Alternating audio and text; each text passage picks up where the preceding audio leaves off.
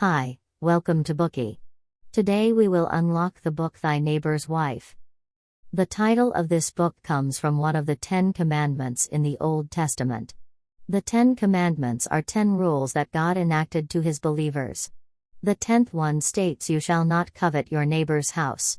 You shall not covet your neighbor's wife, or his manservant or maidservant, or his ox or donkey, or anything that belongs to your neighbor." However, in 1968, a group of people in the United States went against God's commandment. In the Sandstone commune that was located in a suburb of Los Angeles, a group of men and women self-isolated from the rest of the world. They swam naked under the sun and had sex with each other without any sense of shame or guilt. Lots of members in the commune were couples. Some of them were famous scholars, and some were marriage counselors. They gathered together on the 6-hectare land. Ignoring conventional ethics, they went against the doctrines of the Bible to explore and enjoy sexual freedom. In addition to the free love communes, Playboy magazine soaring sales, numerous massage parlors, and frequent nude scenes in Hollywood films are all relics of this sexual liberation era. It begs the question, what caused this sexual liberation movement?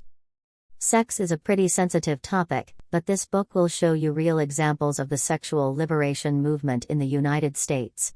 Adopting a rational attitude, this book will help you achieve a deep understanding of how the United States gradually stepped from sexual abstinence to sexual liberation. This book was written by well-known American writer Gay Talese. He is regarded as one of the fathers of new journalism.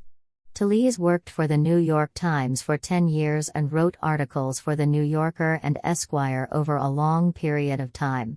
His nonfiction works The Kingdom and the Power, and Fame and Obscurity are both regarded as classics of their time. In order to learn more about the situation of sexual liberation in the 20th century United States, Talese, who was married with 2 daughters, visited massage parlors and even became the manager of one. He also independently joined free love communes. Through gathering personal experience and observing others, he spent 9 years finishing this book.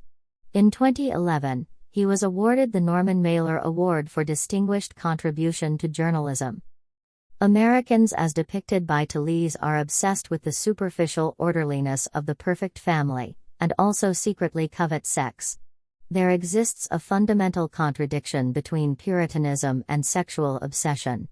Thus, the subsequent sexual liberation movement disrupted this seemingly perfect harmony. It also stroked people's deepest desires and attempted to create a new balance. In this book, Talese not only introduces key figures significant to the sexual liberation movement, but also uses ordinary people as representatives of it.